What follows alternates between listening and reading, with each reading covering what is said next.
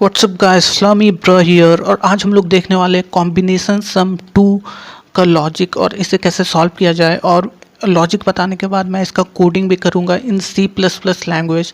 तो वीडियो को एंड तक देखिएगा। अगर आपको कोडिंग भी समझना है कि कैसे क्या लिखना है तो आप वीडियो को देख सकते हैं, बट आप इसका लॉजिक समझ के भी अगर आप कोई और लैंग्वेज में प्रोग्रामिंग करते हैं तो लॉजिक समझने के बाद आप उसमें बना सकते हैं। तो सबसे पहले अगर हम लोग गीक्स और गीक्स में जाएंगे, वहाँ पे मस्ट टू कोडिंग क्वेश्चंस वाले कैटेगरी में जाएंगे तो आप नीचे जाइएगा तो वहाँ आपको एक क्वेश्चन दिखेगा जो रिकर्सन के अंदर आता है, कॉम्बिनेशन सम पार्ट 2। तो यही क्वेश्चन को आज हम लोग समझने वाले हैं कि कैसे बनाया जाए। तो इस क्वेश्चन में बेसिकली आपको अरे मिलेगा नंबर्स का और आपको एक सम दिया हुआ रहेगा। जैसे यहाँ पे अरे, यहाँ पे नंबर दिया हुआ है एरे के फॉर्म में और आपको सम दिया हुआ है 8। तो आपको वो सारा सॉल्यूशन सेट निकालना है जिसका सम 8 होगा और वो भी असेंडिंग ऑर्डर में होना चाहिए। जैसे 1 7 एक आंसर है तो 7 1 आप नहीं लिख सकते हैं, तो आपका असेंडिंग ऑर्डर में होना चाहिए। जैसे यहाँ पे ये क्वेश्चन है हमारा और हमारा इसका 4 आंसर आएगा, तो हम लोग इसको कोडिंग में लिखेंगे और देखेंगे क्या हमारा आंसर क्या आता है। तो सबसे पहले जो हमारा नंबर्स था, तो हमारा ये नंबर था। एक्चुअली में नंबर ये नहीं था, लेकिन हमारा जो भी नंबर है उसे सबसे पहले हमें सॉर्ट करना है इन असेंडिंग ऑर्डर। तो हमने इसे सॉर्ट करके ही यहाँ पे लिखा है, क्योंकि अगर आप इसे सॉर्ट नहीं करेंगे, क्योंकि आपको इसमें DFS लगाना होगा, तो अगर आप सॉर्ट नहीं करेंगे तो DFS चलता रहेगा। क्योंकि अगर आपके पास 116 एक सबसेट होगा, सम अगर 8 है आपका तो 116 एक आंसर होगा। तो आपको अगर आंसर मिल गया तो आपको 117 में देखने का ज़रूरत नहीं है, लेकिन DFS में तो वो देखेगा। तो इसीलिए हम लोग इसको असेंडिंग ऑर्डर में करते हैं, ताकि 116 आंसर मिल गया तो उसके आगे हम लोग को जाना ही नहीं है, क्योंकि सम 8 से ज़्यादा ही होगा। तो यहाँ सम हमारा है 8, इसलिए सबसे पहले हम लोग इसको असेंडिंग ऑर्डर में कन्वर्ट करेंगे। और यहाँ बेसिकली जैसे मैंने बताया DFS लगाना होगा। तो DFS कैसे लगाना है और क्या क्या कंडीशन होगा वो हम लोग देखेंगे। तो सबसे पहले आपको एम्प्टी सेट लेना है और हमारा एक रिज़ल्ट होगा जिसमें सारा स्टोर होगा, जितना भी सेट आंसर आएगा। जैसे ये एक आंसर हो गया, ये एक आंसर हो गया, ये एक आंसर हो गया, इसके बीच में कोई सेट आएगा। तो 3 4 जितना भी आंसर आएगा हम लोग रिज़ल्ट में स्टोर करेंगे।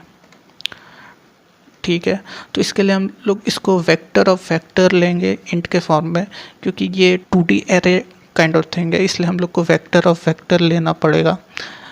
तो कोडिंग यहाँ पे लिखा हुआ है, बट मैं इसको आपके सामने लिख के बताऊंगा कि कैसे मैंने क्या क्या किया है। जैसे यहाँ पे ये vector of vector int RES, ये रिज़ल्ट है, इसमें सारा सेट स्टोर होगा जो भी आंसर होगा हमारा। तो सबसे पहले हम लोग एम्प्टी अरे लेंगे, उसके बाद हम लोग DFS लगाएंगे। तो सबसे पहले हमें क्या मिलेगा 1। तो 1 हमने सेट में पुश किया, जो हमारा टेम्पररी सेट है, रिज़ल्ट वाले सेट में नहीं, जो हमारा टेम्पररी सेट है उसमें 1 को पुश किए। और उसके बाद हम लोग DFS लगाए, जैसे 1 को पुश किए, उसके बाद फिर से हम लोग DFS लगाए और उसके आगे जो है उसको स्टोर किए। बट जैसे हम लोग 1 को स्टोर किए तो अब हमारे पास सम कितनी की नीड है, हमारा नीड 8 था पहले। यहाँ पे हमारा नीड कितना था 8, लेकिन अब 1 ऐड किया, अब हमें 7 की ही नीड है, 7। ठीक है, तो अब हमें 7 की नीड है। इसके बाद फिर दूसरा इंडेक्स क्या है 1, तो 1 को पुश करेंगे हम लोग, तो यहाँ 1 1 आ गया। ठीक है, तो अब हमारी नीड कितना है 7 था, 1 ऐड किए तो 7 - 1 6 हो गया नीड। उसके बाद हम फिर DFS लगाएंगे, फिर एक इंडेक्स आगे बढ़ा के करेंगे। तो हमें क्या मिलेगा, अगला इंडेक्स क्या है 2 है, तो हमें 1 1 2 मिलेगा। ठीक है, अब इसके बाद हमें क्या मिलेगा, अब हमें नीड कितनी है, 6 माइनस 2 सम 4 की नीड है। तो अब इसको फिर डीएफएस कॉल करेंगे तो आगे अब देखो यहाँ पे हमारा नेक्स्ट इंडेक्स है 2 के बाद 5 और हमें नीड है 4 की। तो उस केस में सम नेगेटिव चल जाएगा, 4 माइनस 5 माइनस 1 आ जाएगा। तो इसलिए हम लोग 5 को ऐड ही नहीं करेंगे सेट में, इसको पुश नहीं करेंगे इस वाले सेट में, 1 1 2 5 नहीं लेंगे जैसे हमने कोड में किया है when sum is greater than array of I। लेकिन यहाँ पे सम जो है वो लेस देन 5 है, इसलिए हम लोग वाइल लूप के अंदर नहीं आएंगे, हम लोग सिंपली वाइल लूप के अंदर नहीं आएंगे, सिंपली रिटर्न करेंगे। तो इसको पुश नहीं किया जाएगा स्टैक में, ठीक है। तो हम लोग यहाँ पे आ जाएंगे। अब यहाँ पे देखो हम लोग क्या किए, यहाँ पे आ गए। उसके बाद ये लाइन को अभी नहीं, ये लाइन को बाद में पता चलेगा इस लाइन को क्यों लिखा हूँ मैंने। और यहाँ पे ए ऑफ आई प्लस 1 है क्या, नहीं, तो इस केस में देख लो, इस केस में नहीं है क्योंकि 2 और 5 आपस में इक्वल नहीं है, ठीक है। तो इसलिए हम लोग आई प्लस प्लस करेंगे। यहाँ पे आई का वैल्यू 0.2 था, 2 में था, और प्लस 1 करेंगे तो आई 5 में आ जाएगा, ठीक है, 5 में आ गया।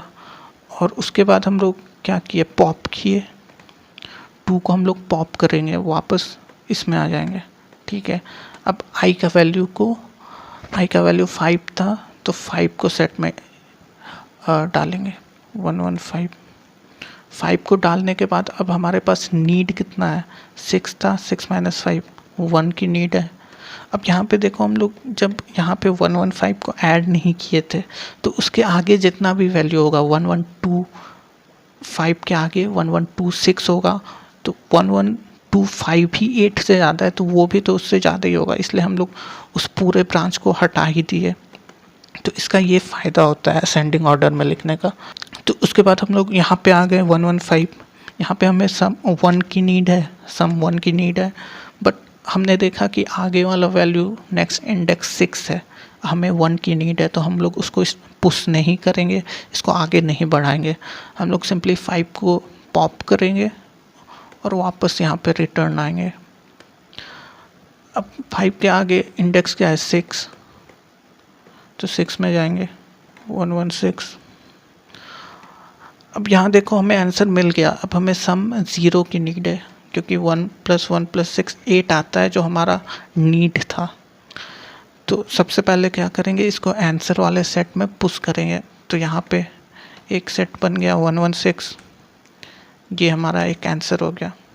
तो जैसे कोड में देखो हम लोग यहाँ पुश किए, जब सम इक्वल टू 0 है, रिक्वायरमेंट अब 0 है, उसके में RES में हम लोग पुश किए जो टेम्प्रेरी सेट था, तो यहाँ पे 116 इसमें पुश किए हम लोग सिंपली। उसके बाद ये यहाँ से रिटर्न हो गया। फिर हम लोग आई का वैल्यू बढ़ाएंगे, 2 में आ जाएगा आई का वैल्यू। यहाँ पे आई 1 तक था, इसको आई प्लस प्लस करेंगे, आई प्लस प्लस, और फिर पॉप करेंगे तो आई प्लस प्लस आई अब 2 में आ गया यहाँ पे, और इस 1 को पॉप करेंगे, मतलब हम लोग यहाँ पे आ जाएंगे।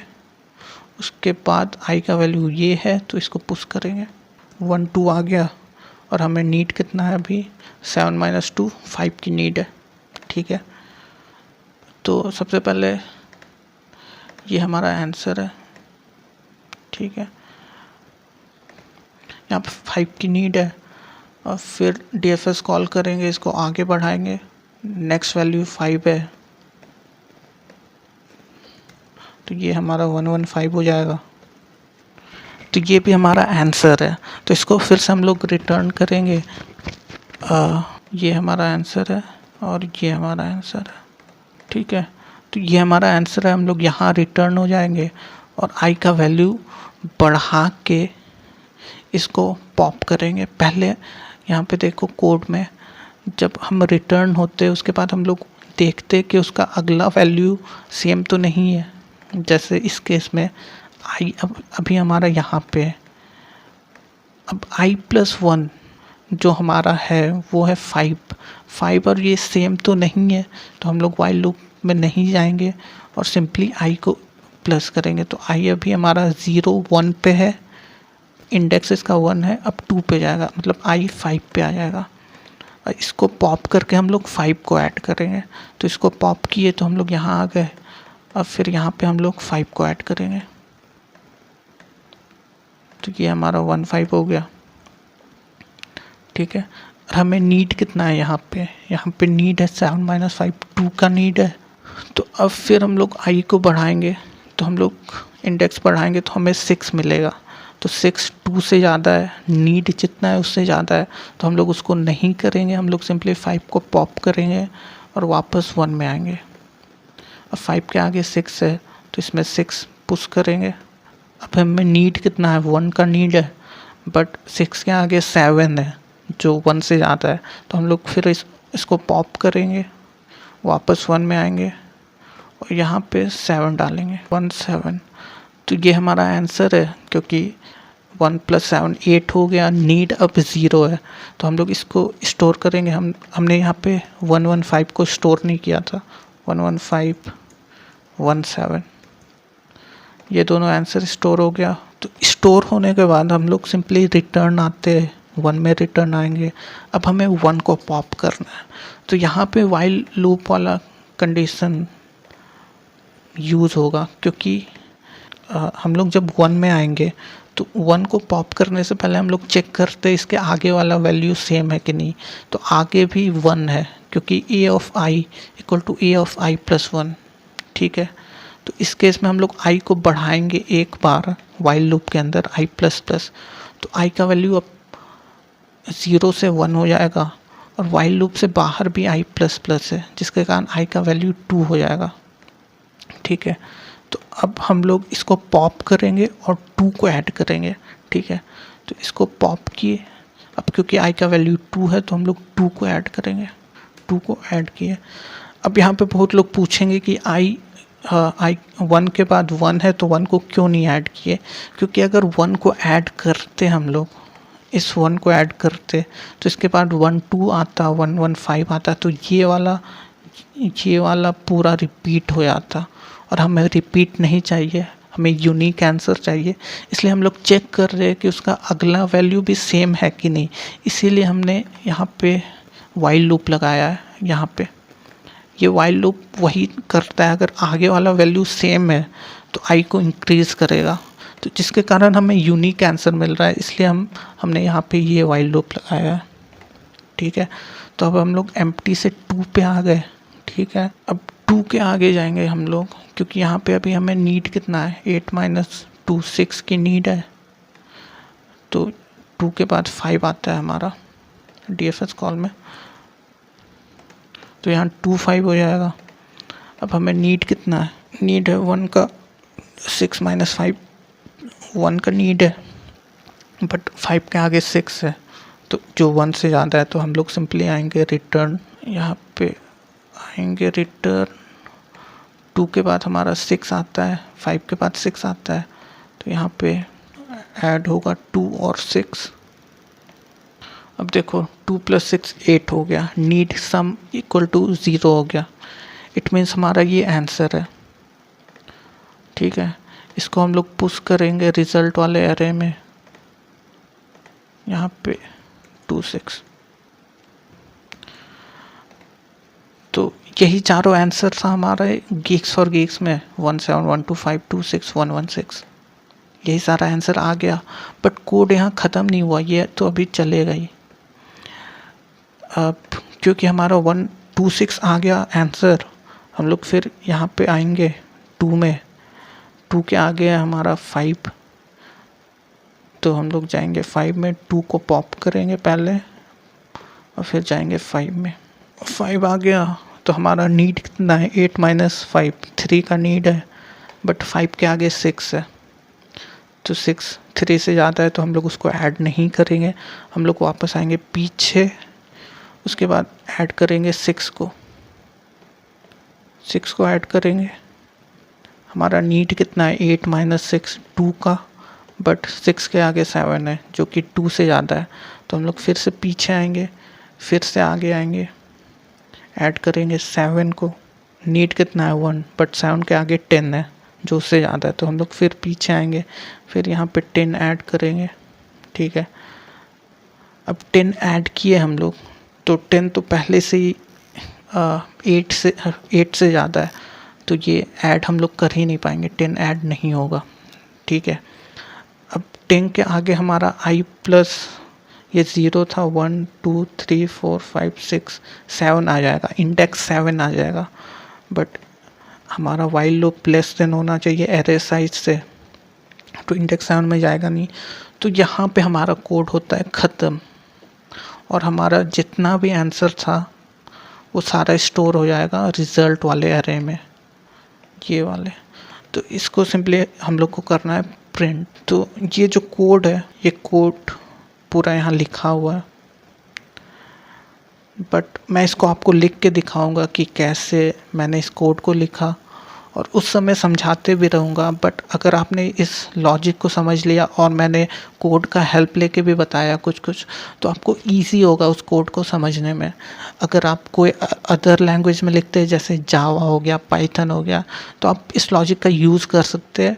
और अगर आप चाहो तो C++ का कोड भी देख सकते हैं मेरा। तो आपको अगर अच्छा लगे, आपको मन है कोड देखने का, तो कोड देख सकते हैं मेरा कि कैसे मैं लिखूँगा। बट आपको अगर यहाँ तक वीडियो देखने का मन है तो यहाँ तक भी देख सकते हैं। तो जाने से पहले चैनल को सब्सक्राइब कर लेना, और जिसको कोड देखना है C++ का, वो आराम से यहाँ बैठो और कोड को देखो। तो अब हम लोग इसका कोड लिखेंगे इन C++ लैंग्वेज में। तो हम यहाँ कोड नहीं लिखेंगे क्योंकि मुझे यहाँ कोड लिखना पसंद नहीं है। हम लोग जाएंगे codesef.com/IDE और यहाँ पे अपना कोड लिखेंगे, ठीक है। तो सबसे पहले थीम को कर लेते हैं। टुमारो है तो हम लोग को कल कोड नहीं लिखना है, हम लोग को कोड आज ही लिखना है। तो इसीलिए हम लोग इसको चेंज करके ट्विलाइट रखेंगे, ठीक है। सबसे पहले इसको चेंज कर लेते हैं इसमें।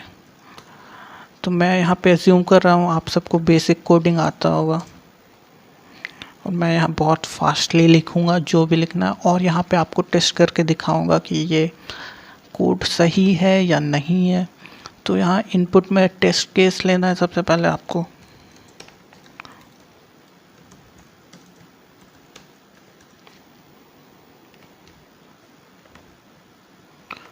फिर हमारे पास एरे है, तो उसके लिए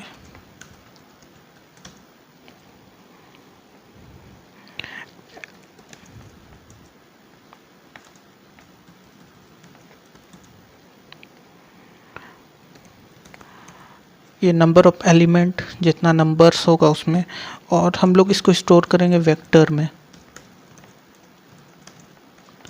ए नाम का एक वेक्टर बना लिया हम लोग। अब वेक्टर में पुश करने के लिए हम लोग को ये करना होगा, एक लूप लगाना होगा,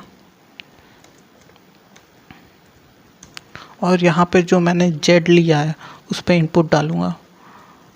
जेड में इनपुट डालूँगा और उसको वेक्टर में पुश करूँगा, a.push बैक जेड, ठीक है। तो ऐसे हम लोग वेक्टर में इनपुट ले रहे हैं, जितना भी इनपुट होगा सब उसमें स्टोर हो जाएगा। अब हमने नंबर ऑफ एलिमेंट ले लिया, एरे ले लिया, फिर सम लेना है हमें। उसके बाद ये दूसरा टेस्ट केस के लिए, तो सबसे पहले हमें सम लेना है, सम सिन सम, ठीक है। अब हमारा जो आंसर आएगा वो वेक्टर ऑफ वेक्टर के फॉर्म में आएगा, जो मैंने यहाँ बताया था रिज़ल्ट, ये वेक्टर ऑफ वेक्टर के फॉर्म में है। तो हमें एक वेक्टर ऑफ वेक्टर फॉर्म में बनाना होगा, वेक्टर वेक्टर इंट, और इसको नाम दे देता हूँ आंसर, और जहाँ पे हम लोग भेजेंगे उसका नाम सॉल्यूशन, फंक्शन का नाम दे देते हैं ए सम। तो हम लोग एरे भेज रहे हैं और सम भेज रहे हैं, इससे हमारा आंसर जो आएगा वो इसमें स्टोर हो जाएगा, और इसको हम लोग प्रिंट आउट करेंगे, ठीक है। तो प्रिंट आउट वाला केस हम लोग पहले पूरा फंक्शन लिख देते हैं, उसके बाद प्रिंट कैसे करना है वो तो यहाँ पे क्वेश्चन पढ़ के पता चलेगा। प्रिंट किस फॉर्म में करना है तो वो हम लोग बाद में देखेंगे, सबसे पहले हमें कोड लिखना है। तो यहाँ वेक्टर वेक्टर इंट, इस फॉर्म में हमको रिटर्न करना है जो हमारा आंसर आएगा, इसलिए हम लोग ये लिखे। फिर सॉल्यूशन, और यहाँ पे हमारा क्या क्या है, वेक्टर, सबसे पहले एरे है जो वेक्टर के अंदर है, और इसको पास बाय रेफरेंस कर रहे हैं ताकि जो चेंज यहाँ हो वो हर जगह चेंज हो जाए, और सब ले रहे हैं। ठीक है, सिंपल है, यहाँ तक सिंपल है। फिर सबसे पहले काम जो हम लोग किए थे वो सॉर्टिंग किए थे, सॉर्ट करके यहाँ पे लिखे थे, बट क्वेश्चन में सॉर्टेड नहीं था। तो सॉर्टिंग हम लोग क्यों किए थे उसको मैंने तो बता ही दिया आपको। तो सबसे पहले सॉर्ट करेंगे ए dot begin dot and, sorting हो गया। सॉर्टिंग के बाद हम लोग करेंगे वेक्टर, इसमें हमारा रिज़ल्ट स्टोर होगा, इसलिए हमने 2D वेक्टर लिया, और इसको हम लोग करेंगे रिटर्न बाद में, जब हमारा वेक्टर में आंसर स्टोर हो जाएगा तो उसके बाद हम लोग इसको रिटर्न करेंगे। ठीक है, फिर हम लोग DFS कॉल करेंगे। DFS में हम लोग को पास क्या क्या करना है, सबसे पहले एरे पास करना है, उसके बाद हमें सम पास करना है, फिर रिज़ल्ट पास करना है क्योंकि तभी हम लोग स्टोर कर पाएंगे इसमें, और हमें एक और चीज़ पास करना है जो कि है आर। इसमें हमारा स्टोर होगा हर सेट, जैसे 1 एक सेट हो गया, 1 एक सेट हो गया, 1 एक सेट हो गया, और जो सेट आएगा उसको हम लोग पुश करेंगे रिज़ल्ट में जो हमारा आंसर आएगा। तो ये सब टेम्पररी सेट के लिए हम लोग आर होगा जो वेक्टर ऑफ इंट होगा।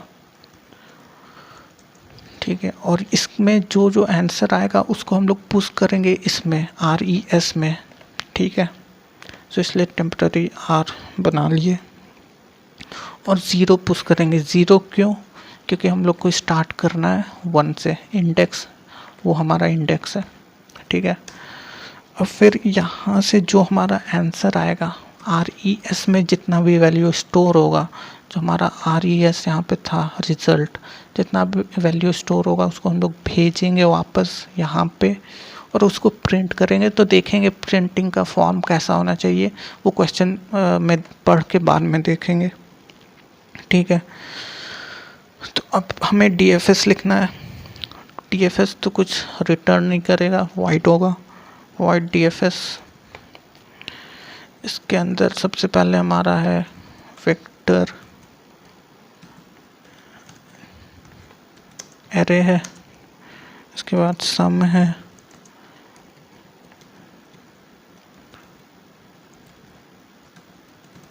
वेक्टर ऑफ वेक्टर इंट है,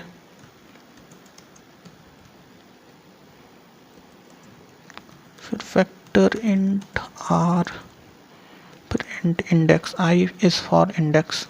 ठीक है, अब यहाँ पे इसको लिखना चालू करेंगे। तो सबसे पहले if some is less than 0 simply करेंगे रिटर्न। ठीक है, तो जितना भी केस में, जैसे अगर यहाँ पे हमारा 112 था और रिक्वायरमेंट था 4 का, बट हम लोग 5 डालेंगे तो यहाँ पे -1 हो जाएगा सम, क्योंकि 4 - 5 -1 मतलब सम से ज़्यादा हो रहा है।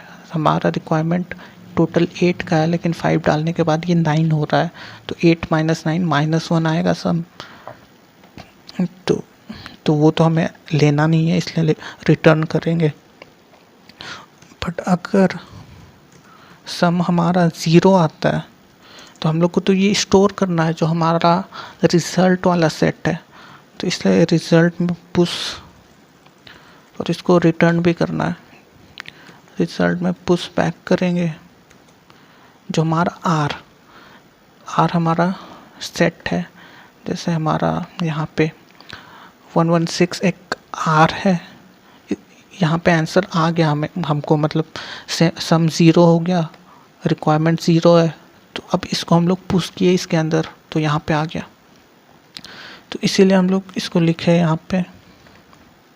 ठीक है, और इन ऑल अदर केसेस हम लोग चलाएंगे वाइल लूप यहाँ पे, I less than array size होना चाहिए। और एक और कंडीशन है, sum is greater than equal to A R of I. यही वाला केस, अगर यहाँ हम लोग 115 लाएंगे, 112 के बाद 5 लाएंगे, सम का रिक्वायरमेंट 4 है लेकिन आ क्या रहा है 5, ठीक है, तो ये वाइल लूप चलेगा ही नहीं, सिंपली रिटर्न हो जाएगा। तो यहाँ पे इन ऑल अदर केसेस यहाँ पे हम लोग पुश करेंगे आर में, push back A R of I, ठीक है। उसके बाद हम लोग DFS चलाएंगे, जैसे मैंने यहाँ बताया था, 1 को पुश किए सबसे पहले, फिर 1 के बाद 1 को पुश किए, तो वही वाला सीन है यहाँ पे। DFS लगाए और सारा चीज़ पास किए फिर से। और हाँ, यहाँ इस बार सम में AR ऑफ आई करना है पास, क्योंकि जब हमने AI को स्टोर कर लिया, जैसे यहाँ पे 1 को स्टोर कर लिया, तो सम का नीड कितना है, 8 - 1 that is 7। That's why we are passing 7 over here. Sum -1, 8 - 1 that is 7. तो यहाँ सम को सम माइनस एरे ऑफ आई पास करना है, उसके बाद रिजल्ट पास करना है, आर पास करना है, यहाँ पे i+1 पास करना है। DFS है ताकि इंडेक्स इंक्रीज हो, जैसे यहाँ 1 था, i+1 में इंडेक्स 1 हो जाएगा, तो फिर 1 को स्टोर करेंगे, इसलिए i+1, ठीक है। अब हम लोग क्या करेंगे, while AR of I equal to AR of i+1, तो हम लोग यहाँ i++ करेंगे। यही वाला केस है, अगर 1 2 5 ले चुके हैं तो इस 1 के साथ 2 5 को नहीं लेना है, क्योंकि रिपीट हो जाएगा, केस रिपीट आने लगेगा। दैट्स वाई हमने यहाँ पे वाइल लूप लगाया था। तो जब मैं लॉजिक बता रहा था तो इसको एक्सप्लेन भी किया था कि क्यों ऐसा हो रहा है, और सिंपली यहाँ i++ तो रहेगा ही। उसके बाद हम लोग पॉप करेंगे, पॉप बैक, ठीक है। तो यहाँ पे होता है हमारा कोड कंप्लीट। मैंने लॉजिक बताया था, इस लॉजिक से भी कोड को एक्सप्लेन किया था, उसके बाद कोड भी लिख के दिखा दिया। अब हम लोग करेंगे इसको प्रिंट, यहाँ से हमारा जो भी होगा, इससे हमारा रिज़ल्ट में सारा आंसर स्टोर हो जाएगा। इसको हम लोग रिटर्न करेंगे मेन फंक्शन को, और यहाँ प्रिंट करना है, ठीक है। तो प्रिंट किस फॉर्म में और कैसे करना है वो तो क्वेश्चन देख लेते हैं। तो जब भी ये पॉसिबल नहीं है, कोई भी सीक्वेंस का सम रिक्वायर्ड नंबर के इक्वल आ रहा है, तो उस केस में हम लोग एम्प्टी प्रिंट करेंगे, और बाकी केस में हम लोग ब्रैकेट लगाएंगे और वैल्यू लिखेंगे जो जो आंसर आ रहा है, ठीक है।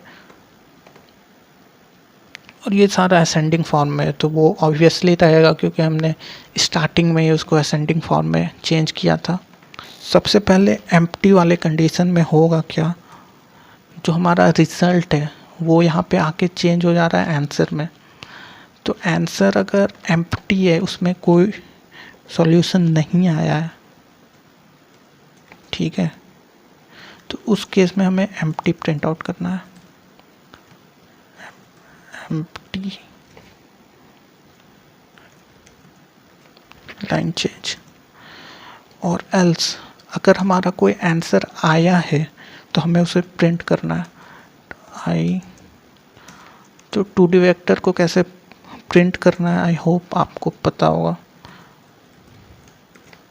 इससे साइज पता चलेगा जितना भी है, जैसे इस केस में हमारा रिज़ल्ट का साइज 3 है, 4 है, क्योंकि 4 सेट है इसके अंदर, ठीक है। i++, क्योंकि 2D वेक्टर है तो फिर से हम लोग फॉर लूप लगाएंगे, बट उससे पहले हमें एक ब्रैकेट लगाना है, सी आउट, ये जो कि गिवन है, ये वाला ब्रैकेट। फिर बाद में क्लोजिंग ब्रैकेट भी लगाना है, तो for int J less than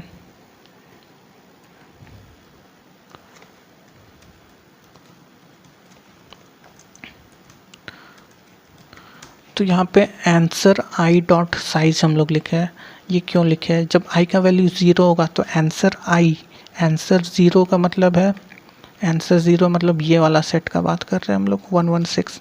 तो आंसर 0 डॉट साइज, तो इस वाले सेट का साइज क्या है 3, तो 3 बार चलेगा, इसके लिए भी 3 बार चलेगा, इसके लिए 2 बार, इसके लिए 2 बार। दैट्स वाई हम लोग आंसर आई डॉट साइज लिखे हैं। हर सेट का जो साइज होगा उस हिसाब से चलेगा। अब हम लोग लिखेंगे if J not equal to answer I size -1 out,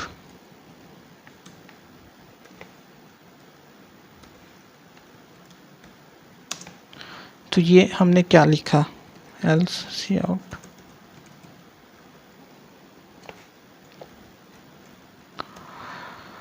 जब भी जे का वैल्यू, ये इंडेक्स लास्ट का होता है साइज -1, जैसे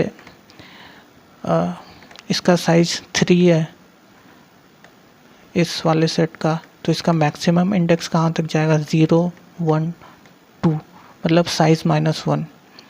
तो इस केस में मैंने ये क्यों लिखा है, क्योंकि हमें ये स्पेस भी डालना है बीच में, जैसे आंसर में 1 1 के बीच में स्पेस है, फिर इसके बीच में स्पेस है, बट 6 जो लास्ट एलिमेंट है उसके आगे भी अगर हमने डायरेक्ट सी आउट ये लिख दूंगा तो यहाँ पे लास्ट वाले के बाद भी स्पेस आ जाएगा, बट वो नहीं आना है, उसके बाद डायरेक्ट क्लोजिंग ब्रैकेट आना है। तो इसलिए जब तक लास्ट वाला में नहीं आते हम लोग वहाँ तक के लिए स्पेस दिए, और जैसे ही हम लोग लास्ट वाले में आते हैं वहाँ पे स्पेस हम लोग नहीं दिए, क्योंकि 6 के बाद स्पेस नहीं चाहिए, वैसे ही 5 के बाद नहीं चाहिए। तो इसलिए हमने ऐसा कंडीशन लिखा है यहाँ पे।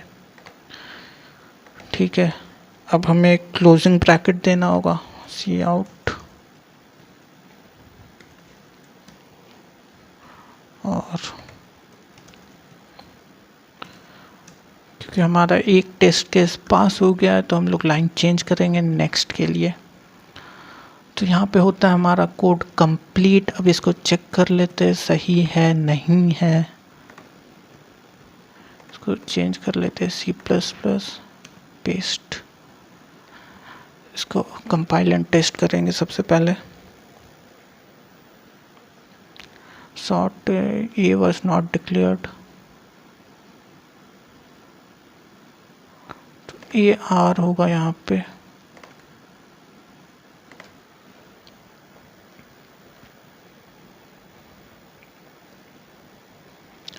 तो हमारा आंसर आ रहा है जो हमारा 116 115 1726, यहाँ पे 125 आ रहा है, कुछ एरर है 125। अच्छा 125 होगा यहाँ पे 125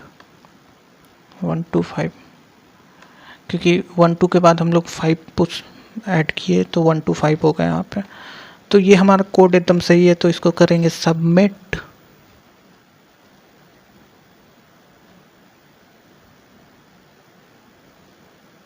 या तो ऐसे होता है हमारा कोड कंप्लीट। अगर आपको वीडियो अच्छा लगा, आपने अभी तक वीडियो देखा तो आपको वीडियो अच्छा ही लगा होगा, तो इसके लिए चैनल को कर लेना सब्सक्राइब, वीडियो को कर लेना लाइक, और उन लोगों के साथ शेयर करना जिसे इसकी नीड है। अगला वीडियो जल्द ही आने वाला है, तब तक के लिए बाय बाय।